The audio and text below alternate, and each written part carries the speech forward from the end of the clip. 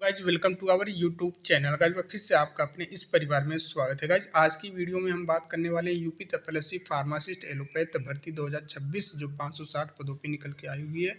इसमें हम चर्चा करेंगे कि कितने ऑनलाइन आवेदन आपके फॉर्म गिर सकते हैं। इस भर्ती में 560 पदों पे जो भर्ती निकाली गई है, इसमें कितने ऑनलाइन आवेदन गिर सकते हैं, एक सीट पे कितने कैंडिडेट फाइट करेंगे, एक सीट पे कितने कैंडिडेट की लड़ाई होगी, और गारंटी के साथ बोलें ये वीडियो आप शुरू से लेके अंत तक देख लेते हैं तो भैया जो अभी आप पढ़ाई में अभी आप उस तरीके से नहीं पढ़ पा रहे हैं जिस तरीके से आपको पढ़ना चाहिए, इस वीडियो को देखने के बाद 100% आप मोटिवेट होकर अभी से आज से इसी वक्त से पढ़ाई में लग जाएंगे। और ये आपके भर्ती जो निकल के आई हुई है भैया, इस बार नौकरी पक्की कर लो, क्योंकि इस बार के बाद अब जब भी बहाली, वैसे तो बहाली आएगी नहीं जल्दी, यदि आ भी जाती है तो इतना कंपटीशन, जितना कंपटीशन इस बार रहने वाला है उतना कंपटीशन आगे आपको नहीं देखने को मिलेगा। कंपटीशन बढ़ जाएगा। तो ये वीडियो आप हर डी फार्मा एलोपैथ कैंडिडेट तक पहुंचा देना, जो पढ़ाई नहीं कर रहे हैं, जो डिमोटिवेट होके बैठे हैं कि भैया ठीक है जब एग्ज़ाम आएगा पढ़ लेंगे। एग्ज़ाम भी आएगा, जल्द भी आएगा और जल्द करवाया भी जाएगा और ज्वाइनिंग भी जल्द दिया जाएगा। उम्मीद यही है कि चुनाव से पहले सभी भर्तियों पे ये लोग ज्वाइनिंग देने का काम करेंगे, इसलिए बहालियाँ तेज़ी के साथ दे रहे हैं और पेपर भी तेज़ी के साथ कंडक्ट करवा रहे हैं, उनका रिजल्ट प्रोसेस भी तेज़ी के साथ कर रहे हैं। चुनावी वर्ष का जब गवर्नमेंट फ़ायदा उठाती है तो आपको भी उठाना चाहिए। चुनावी वर्ष यहाँ पे हम कंपेयर करेंगे प्रूफ के साथ, ठीक है, कि भैया एनएचएम 2022 में फार्मासिस्ट एलोपैथ की भर्ती निकल के आती है 490 भर्ती, लगभग 490, और उसके बाद यूपी तपेलसी 560 भर्ती 2026 में निकल के आई है। तो दोनों में कंपेयर करेंगे ऑनलाइन आवेदन फॉर्म का एक्चुअल डाटा निकालने के लिए, ठीक है। तो बस वीडियो को ध्यान से आप देखिएगा। वीडियो देखने के बाद आप खुद बोलेंगे कि भैया हमें मोटिवेशन मिला है इस वीडियो से, और ये वीडियो बनाने का उद्देश्य सिर्फ एक ही उद्देश्य है, आपको मोटिवेट रखने का, मोटिवेट आप होकर पढ़ाई सही तरीके से करें। देखिए हमारे पास एक आरटीआई रिप्लाई है, ये एनएचएम की भर्ती निकाली गई थी 2022 में। यहाँ पे फार्मासिस्ट एलोपैथ का इन्होंने बताया, फार्मासिस्ट एलोपैथ में। अब देखिए इसमें इस चीज़ को समझने से पहले ये चीज़ आप समझ लो कि फार्मासिस्ट एलोपैथ जो एनएचएम की भर्ती निकाली गई थी, एनएचएम की तरफ से जो बहाली निकाली गई थी, ये प्रोग्राम वाइज टोटल 4 प्रोग्राम में ये भर्तियां निकाली गई थी, और एक कैंडिडेट चारों प्रोग्राम में फॉर्म भर सकता है। मतलब कैंडिडेट एक ही रहेगा, लेकिन उसके ऑनलाइन आवेदन 4 माने जाएंगे, ये स्थिति थी इसमें।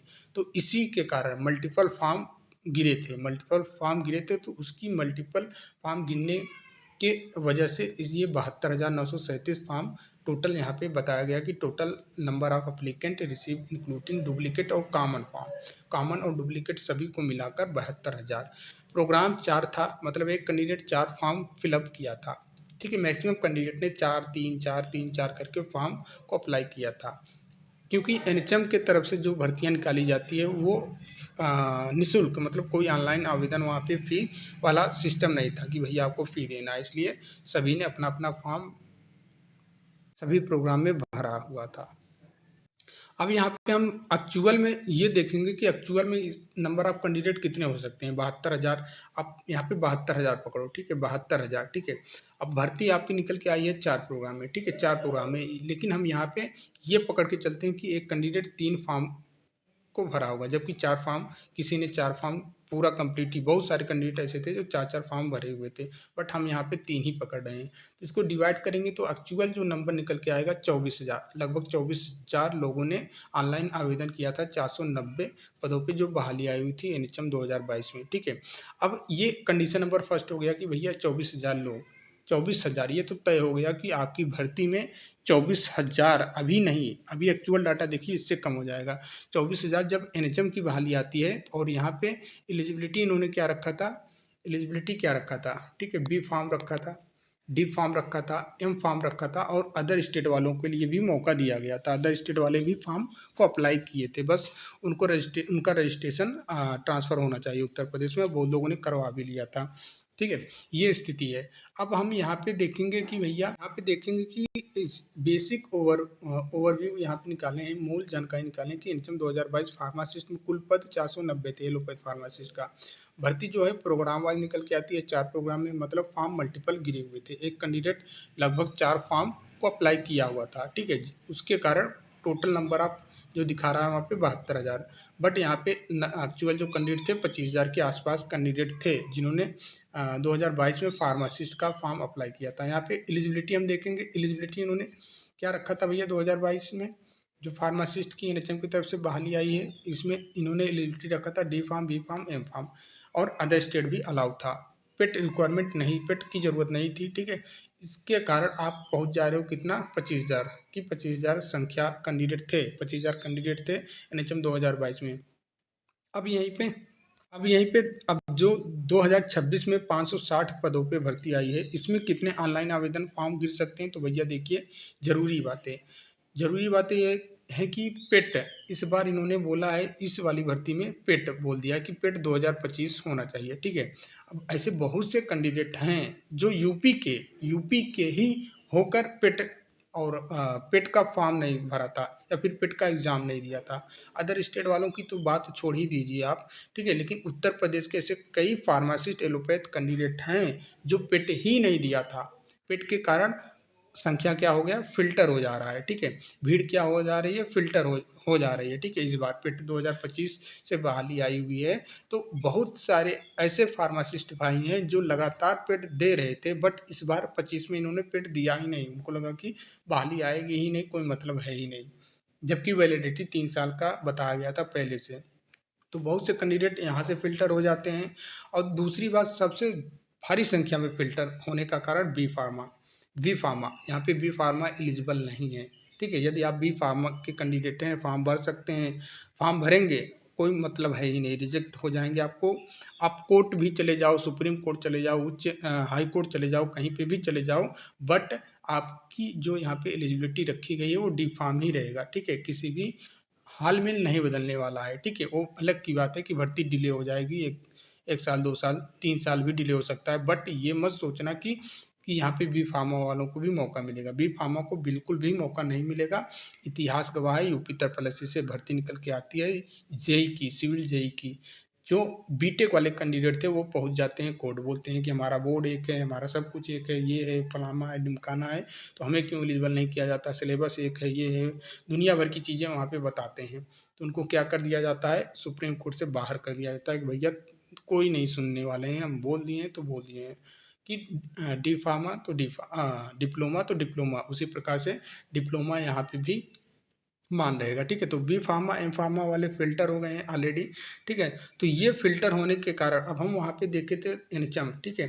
एनएचएम का देखे थे 2022 से कि 25,000 कैंडिडेट हैं, ठीक है। बट आपकी भर्ती में जो यूपी तत्पलसी से निकल के आई हुई है 560 पदों पे, इसकी संख्या आप आधी पकड़ लो, ठीक है। लगभग 10,000 से लेके 15,000 ऑनलाइन आवेदन गिर सकते हैं इस बार, ठीक है। 10,000 से 15,000, यदि हम 15,000 ही पकड़ते हैं, हाईएस्ट नंबर पकड़ते हैं 15,000 ही, जो अनुमान है कि 15,000, ठीक है। 15,000 कैंडिडेट हैं और भर्ती कितनी आई है 560, बट हम यहाँ पे 500 ही पकड़ते हैं, चलो 500 ही भर्ती है। अब इसको आप कैलकुलेशन करेंगे तो टोटल कितने कैंडिडेट, एक ही सीट पे कितने कैंडिडेट निकल के आ रहे हैं, लगभग 30 कैंडिडेट, मतलब कि 30 लोगों में से एक लोगों की नौकरी मिलने वाली है। तो कहीं ना कहीं कंपटीशन कम है, ठीक है। हम ये ज़्यादा लेके चल रहे हैं, बट 20 से 25, एक सीट पे 20 से कैंडिडेट या फिर 25 कैंडिडेट फाइट करेंगे, 30 कैंडिडेट फाइट कर रहे हैं। अन्य भर्तियों में आप देखेंगे कि 150, 200, 500 रेलवे की भर्ती निकल के आती है, वहाँ पे 200, 300 कैंडिडेट एक सीट पे फाइट करते हैं, बट आपकी भर्ती में यहाँ पे 30 कैंडिडेट, मैक्सिमम मैं बता रहा हूँ 30 कैंडिडेट, बट एक्चुअल में आप देख लेना, जिस दिन ऑनलाइन आवेदन करने की अंतिम तिथि समाप्त होगी उस दिन आरटीआई के माध्यम से फिर से जवाब मांगा जाएगा।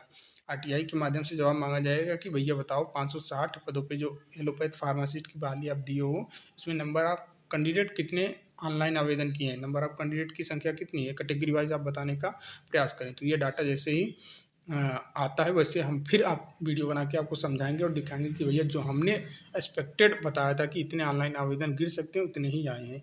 हम क्या बोले हैं कि भैया 10,000 से आप मान के चलो, 10,000 से लेके 15,000 की संख्या में ऑनलाइन आवेदन आएंगे, इससे ज़्यादा नहीं आएंगे। तो कहीं ना कहीं कंपटीशन 30 के आसपास है, 25-30 कैंडिडेट एक सीट पे फाइट करेंगे, तो आपके लिए अभी मेहनत करना बाकी है।